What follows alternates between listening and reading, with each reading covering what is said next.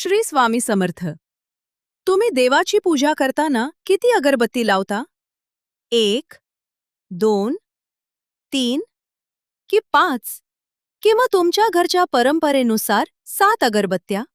पण तुम्हाला माहीत आहे का, अगरबत्तीची संख्या देखील आपल्या पूजेच्या काही परंपरांमध्ये विशेष मानली जाते. अनेक घरांमध्ये अगरबत्ती लावण्याची पद्धत वेगवेगळी असते. काही जण एकच अगरबत्ती लावतात, काही जण 3, तर काही जण 5, 7 किंवा त्यापेक्षाही जास्त अगरबत्त्या लावतात. पण यामागे नेमकी काय श्रद्धा आहे? 3 अगरबत्त्या का लावतात? 5 अगरबत्त्यांचा पंचतत्वांशी काय संबंध आहे? आणि काही ठिकाणी 7 किंवा 9 अगरबत्त्यांचा उल्लेख का केला जातो? तसंच अगरबत्ती विझवताना आपण कोणती काळजी घ्यायला हवी? आजच्या या भक्तिमय व्हिडिओमध्ये आपण या सर्व गोष्टी अगदी सोप्या भाषेत जाणून घेणार आहोत. आणि शेवटी जाणून घेणार आहोत एक अतिशय सुंदर गोष्ट, जी अगरबत्तीपेक्षाही आपल्या भक्तीशी संबंधित आहे. त्यामुळे व्हिडिओ शेवटपर्यंत नक्की पहा. एक अगरबत्ती लावावी का? पूजा करताना काही घरांमध्ये एक अगरबत्ती लावण्याची पद्धत आढळते. एक अगरबत्ती म्हणजे मनाची एकाग्रता आणि देवाप्रती असलेली श्रद्धा, असा भक्तीच्या दृष्टीने सुंदर भाव घेतला जातो. देवासमोर एक अगरबत्ती लावून दोन्ही हात जोडून मन शांत करून प्रार्थना केली जाते. पण इथे एक अतिशय महत्त्वाची गोष्ट लक्षात घ्या. अगरबत्तीची संख्या ही देवभक्तीची परीक्षा नाही. तुमच्याकडे एकच अगरबत्ती असेल तरी मनापासून केलेली पूजा तितकीच श्रद्धेची असू शकते. कारण देवपूजेमध्ये सर्वात महत्त्वाचे असते ते म्हणजे भाव. आपण किती अगरबत्त्या लावल्या यापेक्षा आता येतो सर्वात जास्त विचारला जाणारा प्रश्न. 3 अगरबत्त्या का लावतात? काही धार्मिक परंपरांमध्ये 3 हा अंक शुभ मानला जातो. त्यामुळे 3 अगरबत्त्या लावण्याची पद्धत अनेक ठिकाणी पाहायला मिळते. काही भक्त या 3 अगरबत्त्यांचा संबंध मन, वचन आणि कर्माशी जोडतात. म्हणजेच आपले मन चांगले असावे, आपले शब्द चांगले असावेत आणि आपली कर्मेही चांगली असावीत.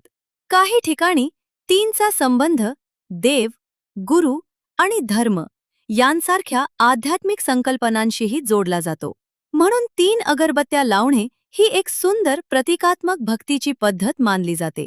पण लक्षात ठेवा, आता समजा आज घरात एखादी विशेष पूजा आहे, सण आहे, देवाची विशेष आराधना आहे किंवा एखादा धार्मिक कार्यक्रम आहे. अशा वेळी काही परंपरांमध्ये 5 अगरबत्त्या लावल्या जातात. 5 या अंकाला भारतीय आध्यात्मिक परंपरेत विशेष महत्त्व आहे. कारण 5 हा अंक पंचतत्वांशी जोडला जातो. पृथ्वी, जल, अग्नी, वायू आणि आकाश ही पंचतत्वे आपल्या सृष्टीशी आणि जीवनाशी संबंधित मानली जातात. म्हणून 5 अगरबत्त्यांचा उपयोग काही भक्ती परंपरांमध्ये प्रतिकात्मक स्वरूपात केला जातो.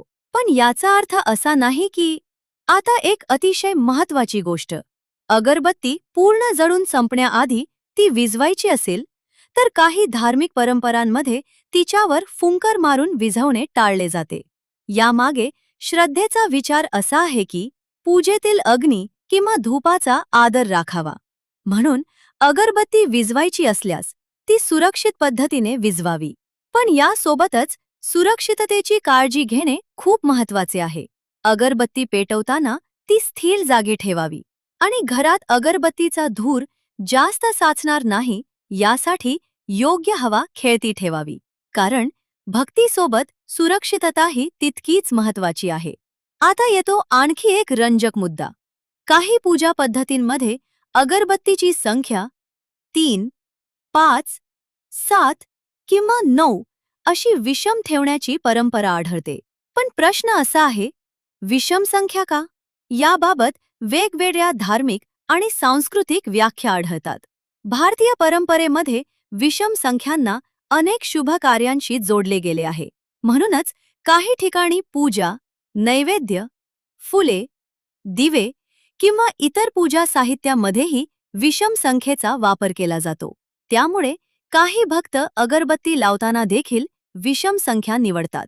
पण पुन्हा एकदा लक्षात ठेवा, ही परंपरा आणि श्रद्धा आहे. सर्वांसाठी बंधनकारक धार्मिक नियम नाही.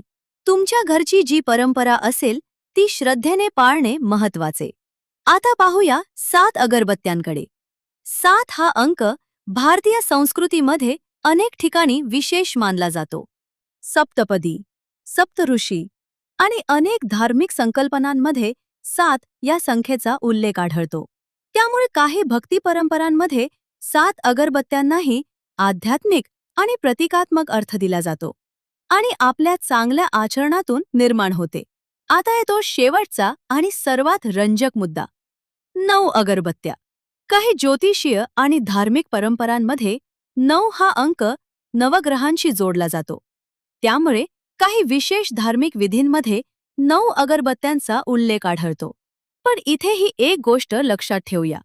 या धार्मिक किंवा ज्योतिषीय श्रद्धा आहेत किंवा तुमच्या घरच्या परंपरेनुसार जितक्या अगरबत्त्या लावत असाल तितक्या लावा. आता मला कमेंटमध्ये नक्की सांगा, तुमच्या घरी पूजा करताना किती अगरबत्त्या लावतात? तुमच्या घरची परंपरा कमेंटमध्ये जरूर सांगा. श्री स्वामी समर्थ. जय जय स्वामी समर्थ.